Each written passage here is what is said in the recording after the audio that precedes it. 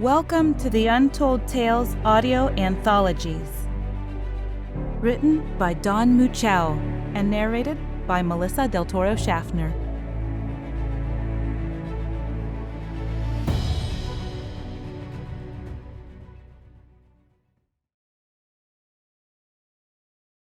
Dark Epiphany. Lost in a daydream. The 11 o'clock flight to Tucson out of Orange County is the last one, a red-eye. I am grateful to be returning home. There are no hotels available, and I've gone for days without sleep. But though there is a train in an hour that will take me, I will not be on it. I've sworn to myself never to travel by train.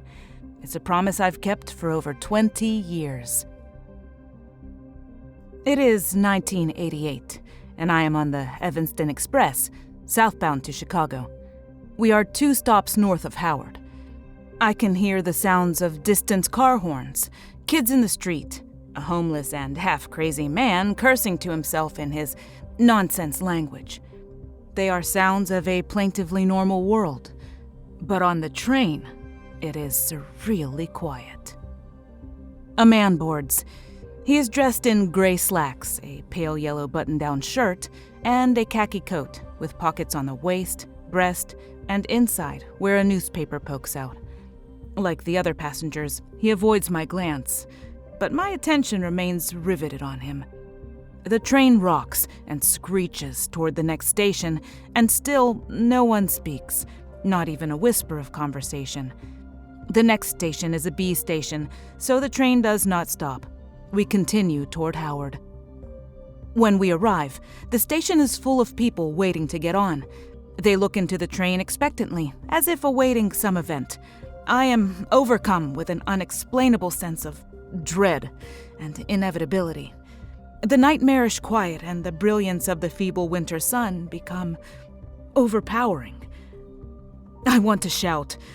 As I am about to scream to the other passengers, "Can't you see what's happening? Why don't you do something?"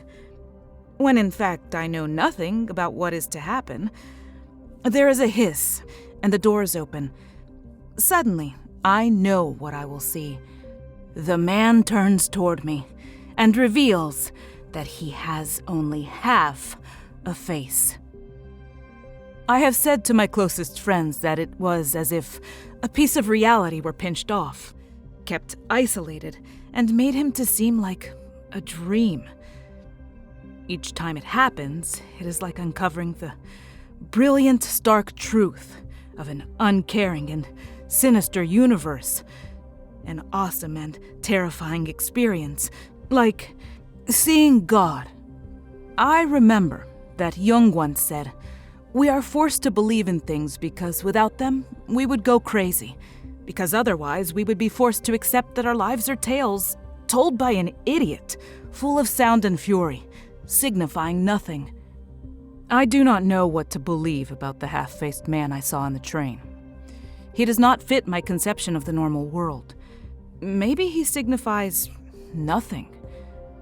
The second time this happened to me was on the Metro South Shore Electric, headed north from Blue Island, near the end of the line. I had been on a job interview and was used to traveling on the train, had bought a ticket all the way to Randolph. We had just passed into the city when a dark-haired woman with an unmemorable face stepped onto the train. Though the train was almost empty, she sat down beside me and began to talk. My attention drifted sleepily, but when it returned, she was in the process of describing a near-death experience following a motorcycle accident. She was traveling alone to a cathedral in the North Loop, fulfilling a promise she had made to herself years ago. Several furtive glances at her face revealed evidence of scarring. I forced myself not to look at her. When her stop came, she got off. I disembarked 2 stops later and walked west toward the Chicago and Northwestern station, turning onto LaSalle, then Madison. It was the height of summer, but the city seemed large, empty, and cold. I found myself suddenly wishing that she found what she was looking for. I remember passing a cathedral on my way home and looking up at the stonework with a vague sense of unease. It was not until recently that I had a third such experience, and I'm filled with dread at the notion that these happenings are no longer dismissible as coincidence. As I recall, I was riding home on the Northwest Line to Arlington Heights. At that time, I no longer lived in the city. My ride was through Ravenswood, from River North to the Loop, then to the suburbs. A blonde woman in a black coat boarded near Jefferson Park and got off in Des Plaines.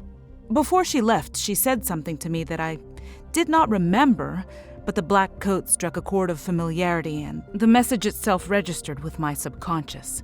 I was strangely attracted to her and wanted desperately to talk to her, but the chance passed. I looked up tiredly, and she was gone. When I thought about her later, I was left only with an odd feeling that danger had come and gone in an instant. I remember the vivid gold of sunlight slanting through the window, reflecting off dust in the air. Timeless, still, and stark, but strangely, nothing else. I walked home in the cold air, shivering, worried that the dreams had not yet fled. It has been well over a decade, and I kept my promise to never set foot on another train. Even so, these 3 isolated events have stayed with me, bathed in iconic significance, their intense propitiousness just beyond reach. The way words sometimes find themselves on the tip of your tongue, but impossible to remember. They intrude upon me as thoughts and impressions, upon whose disappearance is left only a psychic wake and a profoundly disturbing sense of urgency. When they come, I force myself to continue mechanically about whatever previous business has occupied me. It is a ritual of peace through neurosis, a way of keeping out evil spirits by being too busy to allow them passage. Yet another 10 years have passed now, and in my heart I know that the dark epiphanies have lain silently in wait. Beneath the surface of the quiet world in which we live lie untouched truths of the savagery and meaninglessness of our struggle, and in my wakefulness, I know what men should experience only in dreams. When I was a child, I called them Watchers, all-powerful gatekeepers, humorless wraiths who guard the thin barrier between sense and senselessness, who keep the waking world at arm's length from the swirling chaos of raw existence. I had always thought of them as fiction, but now they have crossed the barrier, erupting into a pocket of reality where he and I coexist. I have begun to doubt my sanity, to see the faceless man and the scarred lady in every corner and every dark space. It seems only fair, given that in my moments of deeper thought I have intruded upon his world. He should intrude upon mine, but he is, after all, a fantasy, and this world is not an appropriate place for such shadows. As the brakes hiss, I draw my coat closer and step from the train. I am in Chicago again. I walk quickly so he will not follow. I blink. Hours pass. I am lying uncomfortably in bed, not resting, waiting for him. Hunger and the unbearably loud ticking of the kitchen clock downstairs rip me from the frozen eternity in which I have become enveloped. I have to eat. I rise, and the solidness of reality folds itself around me, like a shawl. A few moments later, I find myself sitting on a stool at the counter, eating a bowl of cereal. The familiar whine of the refrigerator, combined with the faint buzz of a fluorescent light near the sink, form a cradle for my shattered nerves. The ice maker thunks loudly, and time accelerates again. I remember going to the bathroom once or twice, and then it was dark. Exhausted, I finally succumb to merciful oblivion. When I awake the next day, it is early afternoon, and a rancid bowl of milk sits beside my arm. I get up and look around. The day is warm, yellow, and full of life. I try to think logically about the events that have transpired. In a single evening, by chance, a near meeting with a familiar face has brought back decades-old nightmares. In the brilliant light of day, the Watcher now seems like a child's bugaboo, easily dismissed by the gentle caress of a mother's hand. There, she says. It was all a bad dream. But if so, why am I here? I am grateful for the morning, but I am not at peace. I cannot remember how I came to be in Chicago or when I boarded the train. I do not know whose house I'm in, nor do I remember driving or taking a cab from the train station. The last thing I remember is stepping off the plane in Tucson. I was waiting at the baggage carousel when I saw a man I thought I recognized, watching me. I do not know if I picked up my baggage. I feel like running.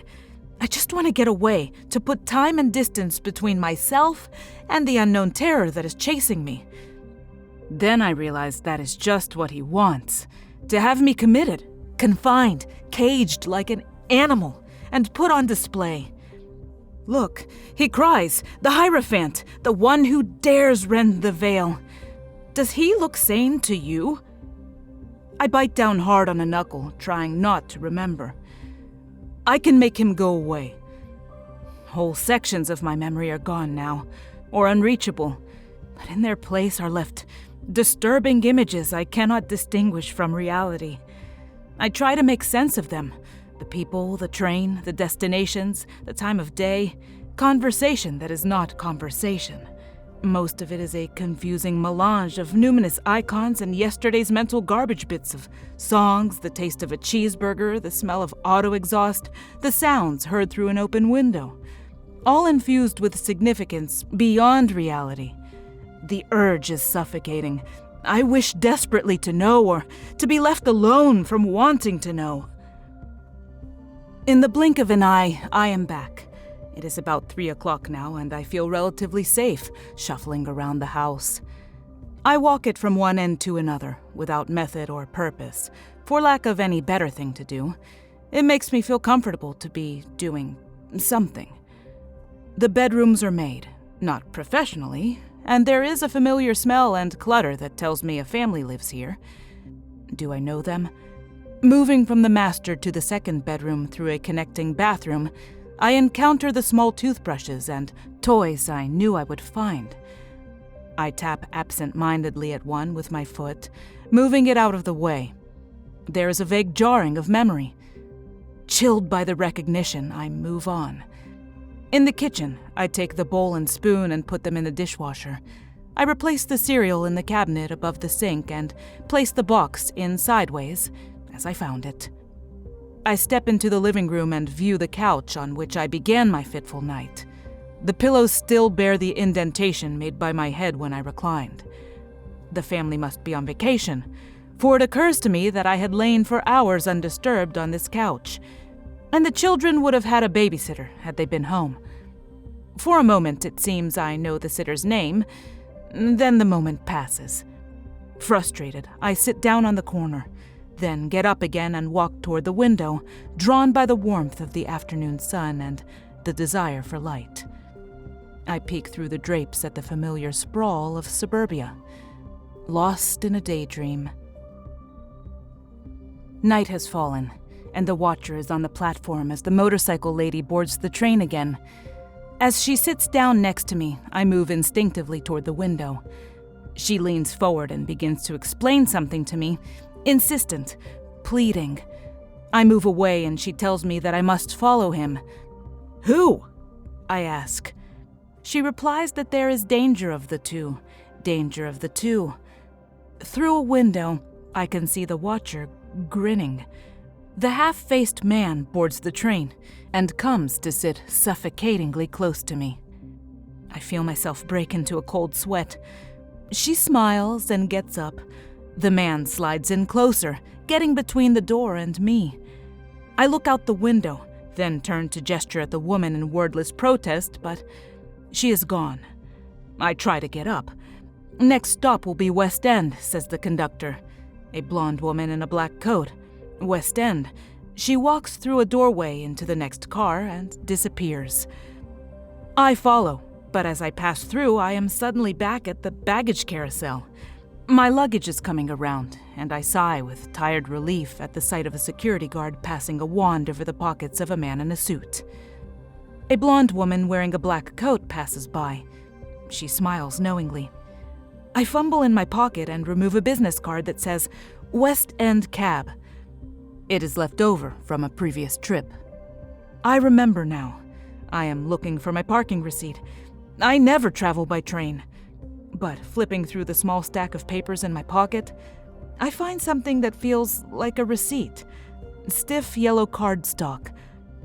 I remove it and look at it. It is a ticket from Chicago and Northwestern to Arlington Heights, dated yesterday.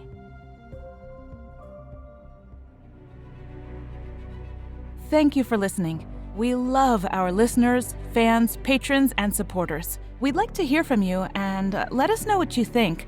The best way to do that is to subscribe on our website, untold-tales.com. We want to make sure that we are creating stories and an experience that you're enjoying. So subscribe on our website. That'll put you on our email list. Again, thank you for listening and have a wonderful day.